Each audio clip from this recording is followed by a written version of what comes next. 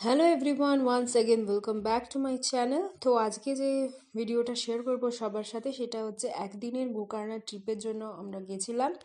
তো সেই উদ্দেশ্যে আর কি রওনা হয়ে পড়েছিলাম লাস্ট উইকেন্ডে, সেটা হচ্ছে ফ্রাইডে নাইটে।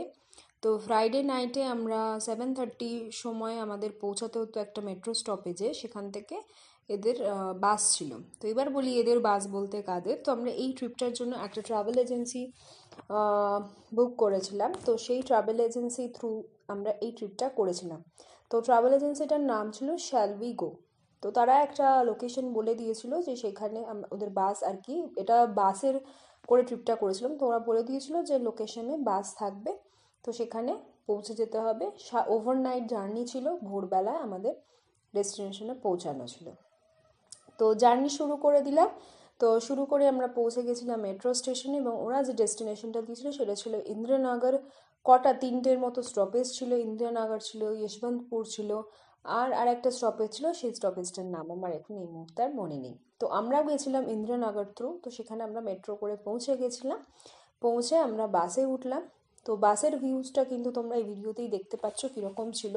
তো বাসের যে সমস্যাটা ছিল বা যেটা আমার ভালো লাগেনি এই ট্রাভেল এজেন্সি, সেটা হচ্ছে সেমি স্লিপার ছিল। ওরা বলেছিল অবশ্য, আমরা অতটা সিরিয়াসলি নিইনি, কিন্তু সেটা দেখলাম খুবই প্রবলেম হলো। কারণ কি, রাতে সেমি স্লিপারে শুয়ে যেতে গিয়ে ঘাড়ে প্রচণ্ড ব্যথা হচ্ছিল। কারণ যদি পুরো স্লিপার দিত হয়তো এই সমস্যাটা হতো না। ওভারনাইট একটা সেমি স্লিপার যাওয়া, সেমি স্লিপারটা অতটা কমফোর্টেবল ছিল না।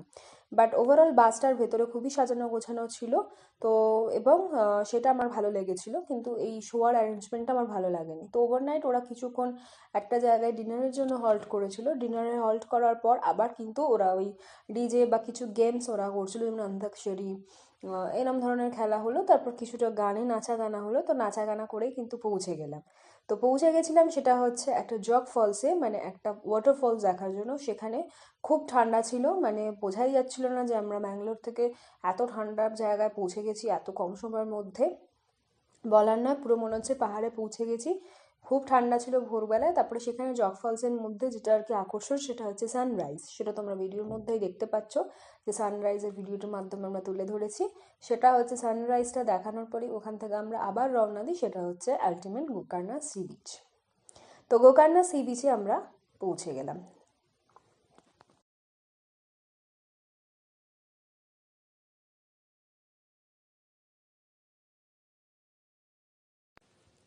গোকর্ণার সি বিচে পৌঁছানোর পর আবার আমরা লঞ্চে করে একটা ঘাট থেকে একটা ঘাটে গেলাম। সেখানে গিয়ে আমরা একটা জায়গায় পৌঁছে গেলাম। সেখান থেকে আমাদের ছিল অ্যাকচুয়ালি ওই শ্যাল উই গো থেকে বলেছিল যে বিচ ট্রেকিং আছে। ওরা কিন্তু একবারের জন্য বলেনি, এটাও আমার আরেকটা অপছন্দের জিনিস। ওরা বলেছিল বিচ ট্রেকিং রয়েছে, সেখানে আমরা দেখছি মানে পাহাড় ট্রেকিং রয়ে গেছে। আমরা সেখানে কোনো রকম শু ক্যারি করিনি, মানে যা স্যান্ডেল ক্যারি করছিলাম, যেহেতু আমরা বিচে গেছিলাম। বিচে যাব বলে আমরা কোনো রকম শু ক্যারি করিনি। ওরা বলেছিল বিচ ট্রেকিং। তো এটা একটা মিসলিডিং ইনফরমেশন। হ্যাঁ, অবশ্য এটা আপনারা বলতেই পারেন যে আমরা খোঁজ নিইনি কেন। বাট হলে আমরা অনেকবার জিজ্ঞেস করেছিলাম যে এই শুতে কি আমরা যেতে পারি কি পারি না। বাট যে গাইড ছিলেন তিনি কিন্তু একদমই আমাদের মিসগাইড করে দিয়েছেন। তো সেখানে খুব দুর্গম টাইপের পাহাড় আমাদের অতিক্রম করতে হয়েছে। একটা পাহাড় থেকে প্রায় আমার শরীর খারাপই হচ্ছিল, কারণ কি পুরো সোজা পাহাড়টা, মানে সেটা ওঠার মতো মানে মানে কি বলবো, সেরকম জুতো পরিনি, একটা চটি পরে সেখানে পা একদম স্লিপ খাচ্ছে, নার্ভাসনেসে সোয়েট হচ্ছে। সেখানে কিন্তু কিভাবে যে উঠেছিলাম মানে আমি নিজেও জানি না। কারণ সেখানে খুব মানে যেহেতু একটা টিম, মানে কি বলবো, মানে গ্রুপে ঘোরা ছিল। সেখানে অনেক ছেলে ছিল, অনেক ছেলে বলবো না, তিনটে ছেলের একটা গ্রুপ ছিল। সেইখানে একটা ছেলে খুবই হেল্প করেছে। সে প্রায় নিজের বডির ওপর ভরসা নিয়ে আমাকে প্রত্যেকটা পাহাড়কে আর কি তুলে দিয়েছে। যে কীভাবে তুলেছে আমি নিজেও জানি না। লাস্টের দিকে গাইডটাও হালকা হেল্প করেছিল, কিন্তু সেই ছেলেটা না থাকলে হয়তো আমি পাহাড় থেকে আজকে পড়েই যেতাম, উঠতে হয়তো পারতাম না। তো যাই হোক, সেইভাবে কিন্তু এই ট্রেকিংটা করে ফেললাম। কিভাবে করে ফেললাম সেটাও আজকে আমার কিন্তু স্বপ্নের প্রায় অতীত বলতে পারি। বুঝতেই পারলাম না। এই করে করে সুন্দর সুন্দর তিনটে বিচ, মানে এই পাহাড় অতিক্রম করে করে আর কি বিচে নামা, এটাই আর কি মজা এখানে। এবং এটা ওই গাইডটা বলছিল এটা ওয়ার্ল্ডের মানে নাম্বার 1 বিচ ট্রেকিং আর কি। তো মানে বিশ্বের মধ্যে এখানেই গোকর্ণাতে এটা হয়। তো বীচগুলো কিন্তু খুব সুন্দর, অসাধারণ ছিল, সেটা মানে ভিডিওর মাধ্যমেই মানে বোঝা যাচ্ছে। এত সুন্দর বীচগুলো দেখে মানে চোখ পুরো জুড়িয়ে যাবে। জল হচ্ছে একদম নীল, পুরো স্বচ্ছ, মানে জলে চান করলেও কোনো মানে গায়ে লাগবে না যে এত সুন্দর বীচ। কিন্তু এইটাই আমার একটা খারাপ লেগেছিল যে এইটা কেন ওরা বিচ ট্রেকিং বললো। তো এর জন্য ট্রেকিংয়ের জন্য নির্দিষ্ট শু পাওয়া যায়, তাহলে আমরা সেভাবে বন্দোবস্ত করে যেতাম। সেটা খুবই মানে একটা জীবনের ঝুঁকি নিয়ে কিন্তু এই কাজটা আমরা করে ফেলেছিলাম। যাই হোক, তো ভগবানের নাম করে আমরা সেটা উতরেও গেলাম।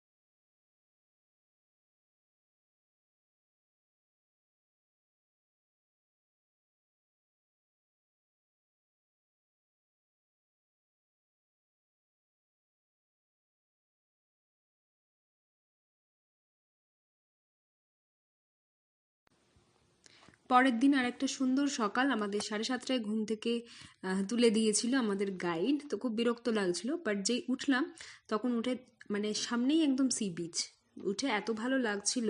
সেখানেই চট করে মানে প্রায় 15 মিনিটের মধ্যে রেডি হয়ে ব্রেকফাস্টের অ্যারেঞ্জমেন্টও ওরা করেছিল, ইডলি আর ম্যাগি দিয়েছিল।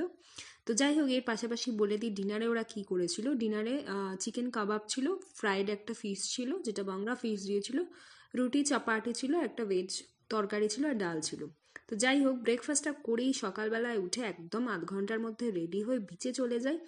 বিচে অনেকক্ষণ সময় পাস করি এবং গাইড খুবই তাড়া দিচ্ছিল যে রেডি হও, কারণ সেটা হচ্ছে সেকেন্ড দিন, মানে ওই দিনই সানডে ছিল, ফেরার ছিল, সেটা হচ্ছে বিকেলে আবার বাস, মানে ওই 7টা 6:30টার সময় বাস ছিল, মানে ফিরে আসতে হবে এরপর। তো সকালে যেটা ওরা কভার করেছিল, একটা মন্দির কভার করেছিল, আর বেলার দিকে মন্দিরটার পর একটা বোটিংয়ের প্ল্যান ছিল তাদের। তো ওই মন্দিরটা যেতে হবে, পৌঁছাতে হবে, সেখানে টাইম লাগবে, সেজন্য গাইড আমাদের সমানে মানে তাড়া দিচ্ছিল যে এবার রেডি হয়ে যাও, এবার চলো সবাই। তো সবার ব্রেকফাস্ট হতেই বেরিয়ে পড়েছিলাম আমরা মন্দিরটার উদ্দেশ্যে। তো মন্দিরটার নাম ছিল হচ্ছে মুরুদেশ্বর মন্দির। তো যাই হোক, সেখানে কিন্তু যাওয়ার আগের যে বিচের ভিউটা সেটা খুবই ভালো ছিল, মানে সূর্য সবে উঠছে, গায়ে অতটা লাগছে না, খুবই ভালো লাগলো। তো মুরুদেশ্বর টেম্পলটা তোমরা কেউ কল্পনা করতে পারবে না কতটা বড় ছিল, এবং টেম্পলটা কিন্তু পাহাড় কেটেই বানানো হয়েছিল। নিচে একটা গড় ছিল, আর উপরে যেটা সেটা হচ্ছে শিবের টেম্পল, সেটা মূর্তিটা দেখেই তোমরা বুঝতে পারছো শিবের টেম্পলটা। আর এই টেম্পলটা কিন্তু পুরো পাহাড় কেটেই বানানো হয়েছে। আর ওইদিকে হচ্ছে ওল্ড গোয়ার, কিন্তু মানে ওল্ড গোয়ার সমুদ্রটা যেটা, সেটা কিন্তু পাশ থেকে দূর থেকে দেখাচ্ছে, ভিউটা অসাধারণ ছিল।